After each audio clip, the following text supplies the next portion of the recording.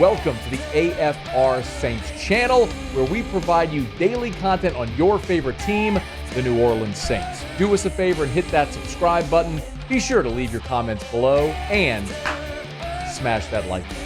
Who dat?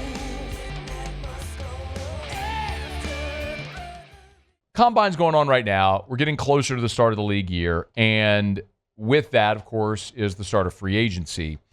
And when Mickey Loomis met with reporters, one of the things he said is they anticipate being more active in free agency. Well, they got a lot of work to do on the salary cap if they're going to get not only within cap compliance, but have enough space to be able to go shop for free agents.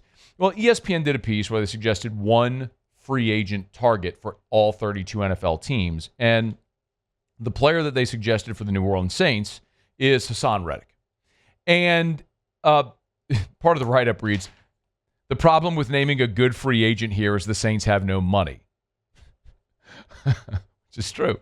They're $58 million over the salary cap. So they don't have money to go spend and be aggressive here in free agency. But just like they did a year ago with Chase Young, they found an edge rusher who really was looking for a one-year prove-it deal. And they found it in Chase Young, and it worked. Chase Young had a very nice season in New Orleans and probably reignited a market for him in this free agent cycle.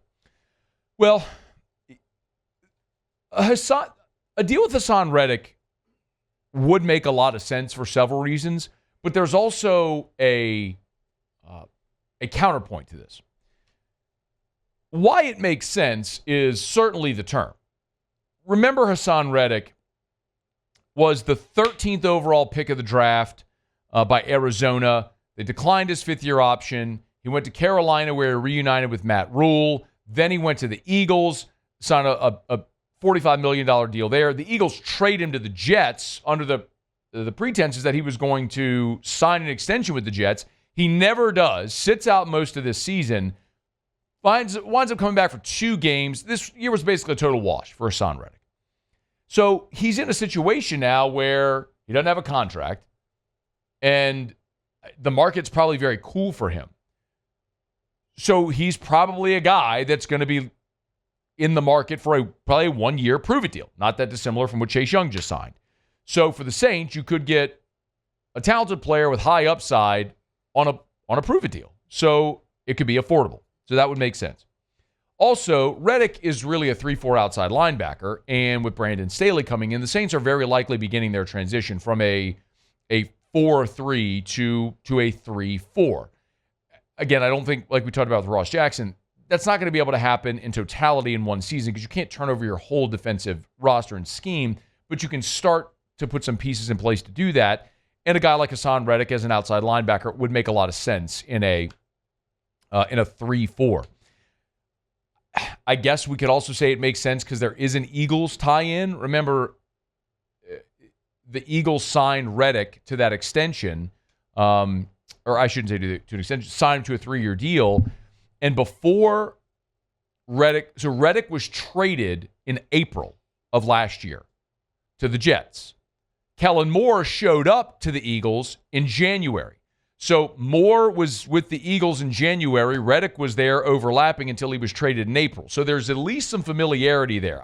Look, a lot of times guys, until the offseason programs begin, aren't even in the building. They were on different sides of the ball, and they probably didn't have a ton of face time, but there's probably at least anyway some familiarity there with Haason Reddick and Kellen Moore having been with the Eagles for a 4-month period last year. So there's at least some, I said, familiarity.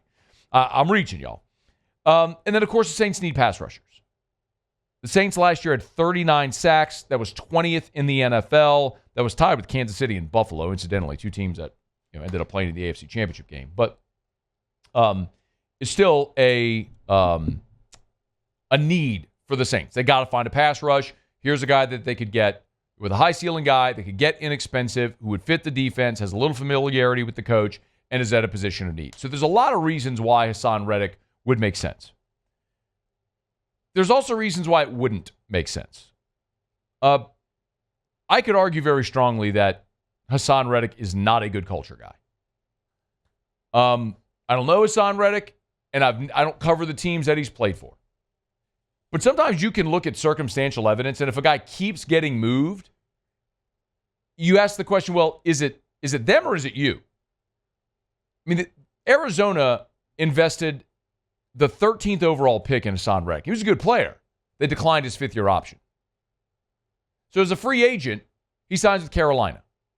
Matt Rule, who is his college coach at Temple, signs him at Carolina. He's in Carolina for 1 year. Matt Rule gets fired, as we well know. Reddick's a free agent. The Eagles sign him. 3-year, $45 million deal. Going into the final year of that deal, Eagles are like, we're good. Trade him to the Jets. He gets traded to the Jets with the idea that he's going to sign a long-term deal. And he never signs it. And he holds out. And he ends up playing 2 games with the Jets this year. Total waste for the Jets doing that trade. And now he's a free agent again. So when you have that much of a, like when that becomes your resume, like the word's out on you, man. And it's fair to say, like, is this the kind of guy with a new head coach coming in that you want to bring into a locker room where a new coach is trying to establish a culture and his brand of football and what they're going to do, and bring in a guy like this that's been a problem at places he's been? Like, at some point you stop saying, like, it's them. No, it's you. Like, when you keep, when things keep going wrong, it's like Antonio Brown. I'm not comparing the two exactly, but like everywhere you go, there's a problem. Well, you're the problem. And it feels that way with Haason Reddick. So, I mean, it might make sense for New Orleans anyway, because it would just be 1 year and you can get it cheap and it's a position of need and a high ceiling player. And if it doesn't work, cut him. But that's one I think you could probably take a shot on. Again, I could see, I could get the ledger, put the line down the middle, do pros and cons, and I could fill up both sides of it. But ultimately, because of the upside and position of need and the affordability, it might be one you go make a run at. But first things first for New Orleans is you got to get within cap compliance and then have space under the cap to be able to afford to go sign a player like Haason Reddick or anybody else. So that's something we're certainly going to continue to follow. Hey, thanks so much for watching. Please leave your comments. I love to interact. And be sure to hit the red subscribe button below.